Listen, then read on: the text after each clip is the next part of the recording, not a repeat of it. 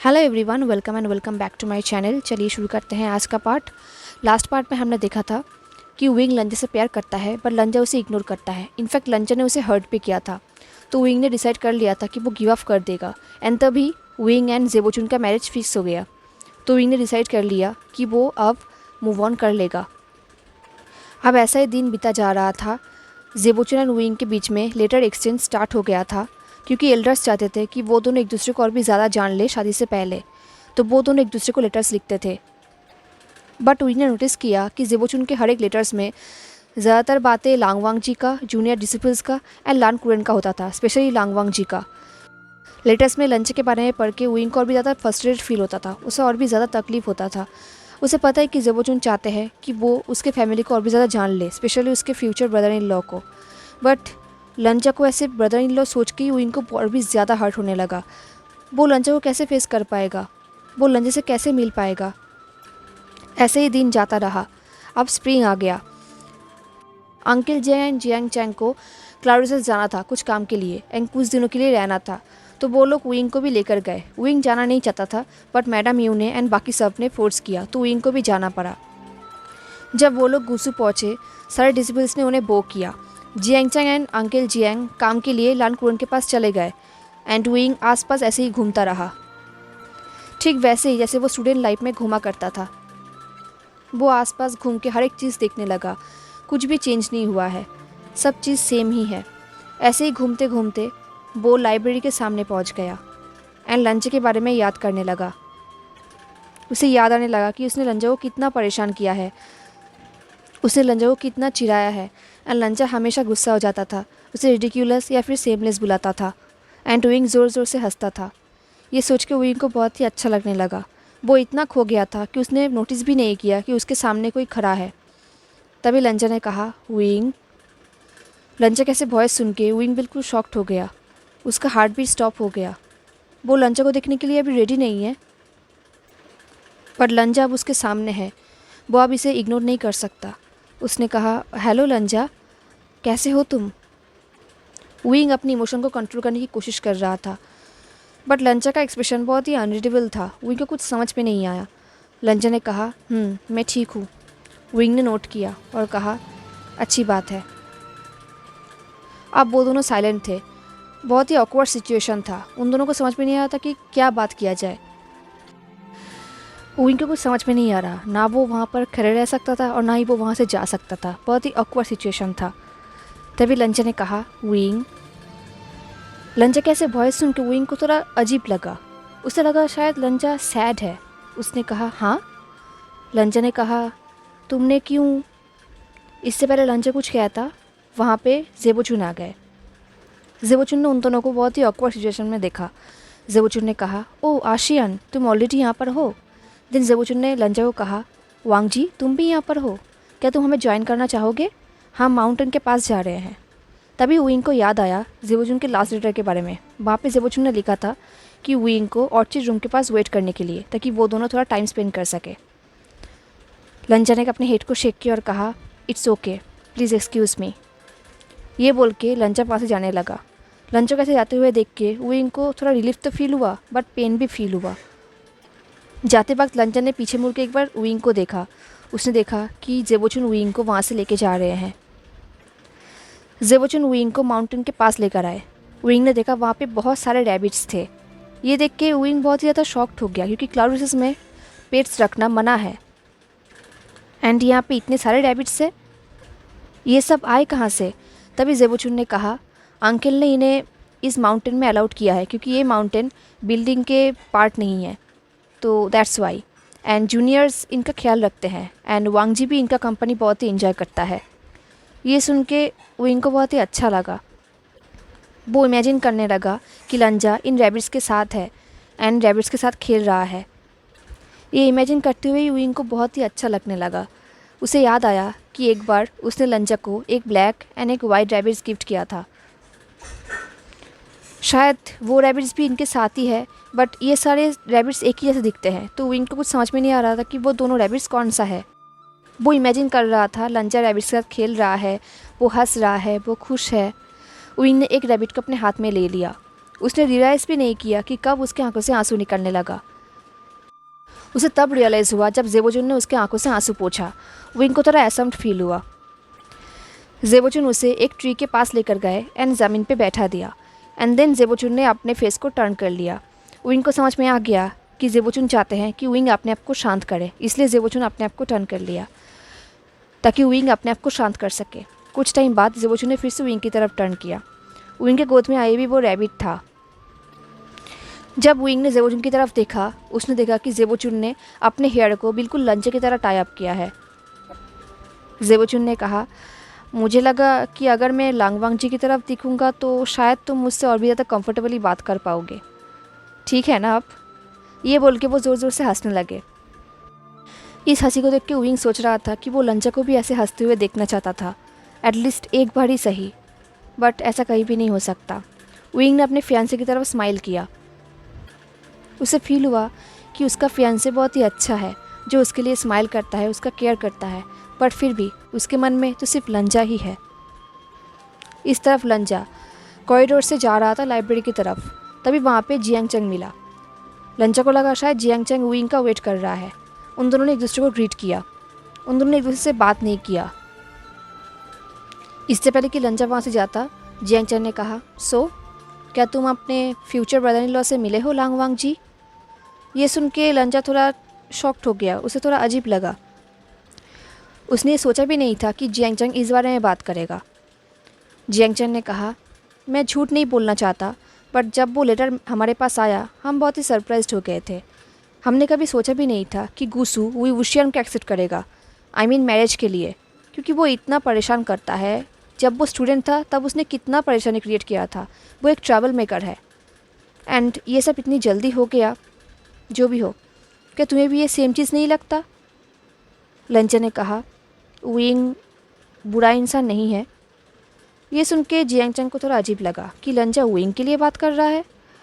Jiang चंग ने कहा, लांगवांग जी, क्या तुम्हें सच में कोई ऑब्जेक्शन नहीं है इस मैरिज एंगेजमेंट से? लंचा ने अपने कपड़ों को और भी ज़्यादा जकड़ लिया।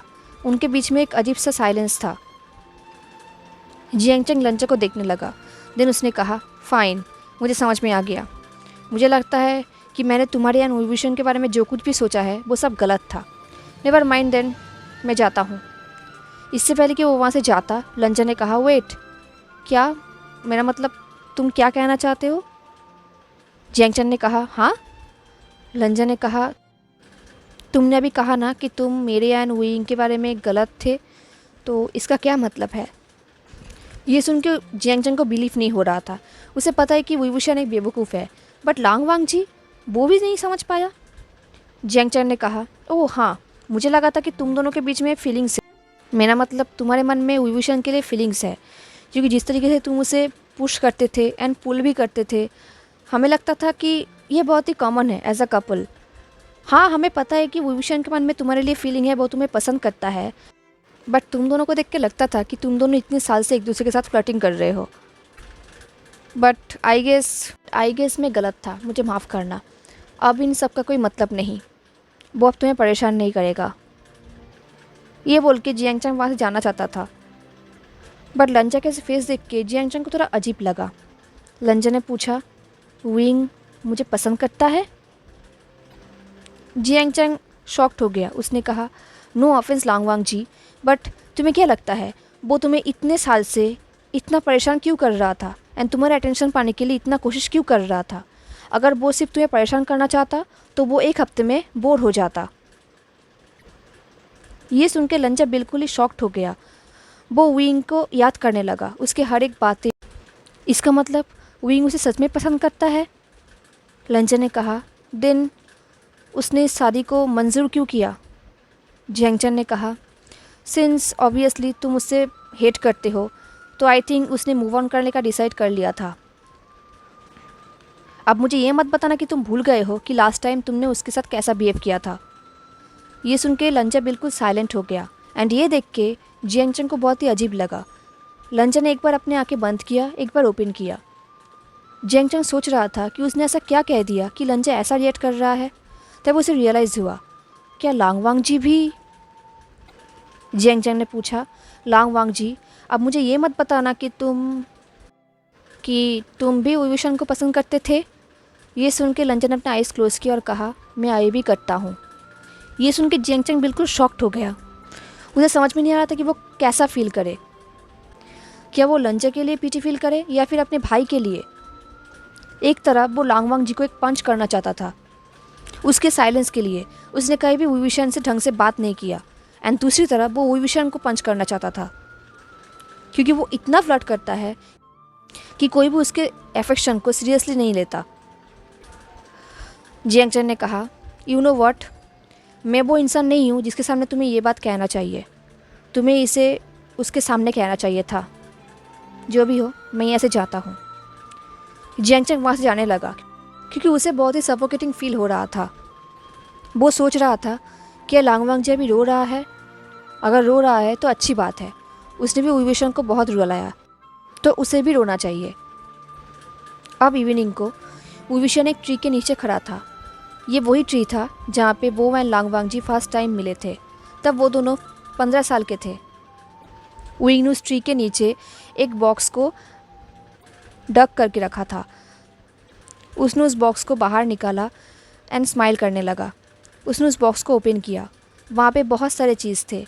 वहाँ पे लांगवांग जी का स्केच था जिसे विंग ने खुद बनाया था। वहाँ पे कुछ पोएम था जिसे विंग ने लिखा था लंजा के लिए।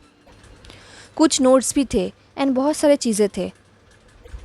वहाँ पे कुछ लेटर्स भी थे जिसे विंग ने लिखा था लंजा के लिए, पर उसने कहीं भी लंजा को ये चीज़ भेजा नहीं। वो इन सबको देखने लगा एंड तभी पीछे से लंजा आ गया। उसने कहा, विंग। लंजा कैसे वॉइस सुन के विंग उठकर खड़ा हो गया। वो भूल ही चुका था कि उसके गोद में वो वुडन बॉक्स है। उसके खड़े होने से वो बॉक्स नीचे गिर गया एंड सारे चीज़ बिखर गया। वो जल्दी जल्दी उन चीज़ को समेटने लगा इससे पहले कि लंजा इन्हें देख ले, बट बहुत ही लेट हो चुका था। लंजा ने ऑलरेडी देख लिया था। लंजा ने उस पेपर को अपने हाथों में उठाया जिस पेपर में विंग ने लंजा का स्केच बनाया था। लंजा को बहुत ही शेम फील होने लगा एंड विंग सोच रहा था कि अब वो क्या कहेगा। तभी लंजा ने कहा, आई एम सॉरी। ये सुन के विंग कन्फ्यूज हो गया। लांगवांग जी माफ़ी क्यों मांग रहा है। उसने लंजा की तरफ देखा। लंजा ने कहा, तुम्हारे फीलिंग्स मैं समझ नहीं पाया। ये सुन के विंग को गुस्सा आया। उसे लंजा का पीटी नहीं चाहिए। उसे लंजा के हाथ से वो पेपर छीन लिया एंड वो बाकी चीज़ों को उस बॉक्स में भरने लगा एंड देन वो वहाँ से जाने लगा। इससे पहले कि वो आगे जाता, लंजा ने उसके हाथ को पकड़ लिया। उसने प्लीड करते हुए कहा, मेरे साथ आओ प्लीज़। विंग रिफ्यूज़ करना चाहता था बट वो नहीं कर पाया, तो उसने चुपचाप लंजा को फॉलो किया। वो दोनों जिंगसी के अंदर आए।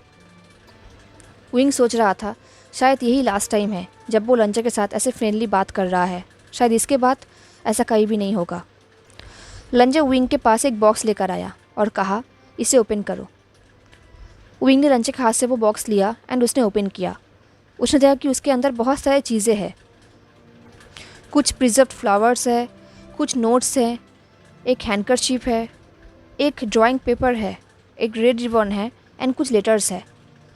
विंग ने अपने हेड को शेक किया। वो याद करने लगा, ये सारी चीज़ तो उसका है। वो फियोनिस फ्लावर उसे तलिस्मा की मदद से प्रिजर्व किया गया है। उस फ्लावर को विंग ने लंजा की तरफ फेंका था जब वो दोनों फोएनिक्स माउंटेन में थे नाइट हंट के लिए। एंड वो हैंडकरचीफ, इसे तो विंग ने लंजा के ब्लीडिंग पैर में रैप किया था। एंड वो नोट्स, ये तो विंग का था जब वो लंजा की तरफ वो नोट्स फेंका करता था उनके स्टूडेंट लाइफ में। एंड वो ड्राइंग, ये भी विंग ने बनाया था। एंड वो रेड रिबन, वो विंग का था। देन विंग ने लेटर्स को ओपन किया। वहाँ पे लिखा हुआ था, टू माई डियरेस्ट विंग। इसके आगे विंग ने वो लेटर्स नहीं पढ़ा क्योंकि उसे समझ में आ गया कि इसके आगे क्या लिखा हो सकता है। ये सब देख के विंग की आंखों से आंसू निकलने लगा। उसने एक बिटरली स्माइल की और कहा, तुम अब मुझे ये सब क्यों दिखा रहे हो। ये बोल के वो मन ही मन में कहने लगा, अभी क्यों, तुमने पहले क्यों नहीं दिखाया। लंजा ने कहा, विंग आई। इसके आगे लंजा और कुछ कहता। विंग ने अपने हाथ को ज़ोर से टेबल के ऊपर मारा क्योंकि वो नहीं चाहता था कि लंजा इस सेंटेंस को कंप्लीट करे। विंग को समझ में आ गया था कि लंजा क्या कहना चाह रहा था, बट वो अब ऐसा कुछ भी नहीं सुनना चाहता जिससे उसे बाद में रिग्रेट हो। उसने कहा, मत बताओ प्लीज़, हम दोनों के शेक के लिए प्लीज़ मत बताओ। ये बोल के वो सोच रहा था कि वो दोनों कितने स्टूपिड थे। इन सालों में अगर वो दोनों एक दूसरे को कन्फ्यूज़ कर देते तो आज शायद वो दोनों खुश होते एक दूसरे के साथ। तभी उसे याद आया मैडम यू की बात। मैडम यू ने कहा था, गुड बॉय, लाइफ में पहली बार ही सही मैं तुम पर प्राउड फील कर रहा हूँ। विंग को याद आया कि उसके इस डिसीजन के वजह से madam you and uncle Jiang कितने खुश हैं। वो दोनों एक दूसरे के साथ कितने हैप्पी है। एंड जियांग चंग पहली बार अपने पेरेंट्स को विदाउट फाइट करते हुए देख रहा है एंड वो भी हैप्पी है। अब विंग ये सब नहीं बिगाड़ सकता। विंग मन ही मन में कहने लगा, मैं तुमसे बहुत प्यार करता हूँ, मैं इतना प्यार करता हूँ कि मैं किसी और से अब कहीं भी प्यार नहीं कर सकता। उस दिन के बाद से विंग एक दिन के लिए भी गुस्से में नहीं रुका। वो अपनी यंगमैंग में वापस आ गया। उसके वापस आने के एक हफ्ते बाद उसके पास एक लेटर आया। वो लेटर ब्लैंक था, वहाँ पे सिर्फ एक ही चीज़ लिखा हुआ था, लव। विंग को समझ में आ गया कि ये लेटर लंजा का था, क्योंकि उस लेटर से मास्क एंड सैंडलवुड का सेंट आ रहा था एंड ये सेंट लंजा का है। विंग ने उस लेटर को अपने पिलो के पास रख दिया एंड वो रोने लगा।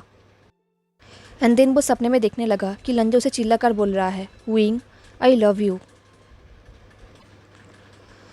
हेलो एवरीवन, तो कैसा लगा आपको आज का पार्ट, मुझे ज़रूर बताना। हाँ, एंड अगर आपको आज का पार्ट अच्छा लगा हो तो लाइक, कमेंट, शेयर, सब्सक्राइब ज़रूर करना। मिलते हैं नेक्स्ट पार्ट में, तब तक के लिए tata, take care, stay safe, bye.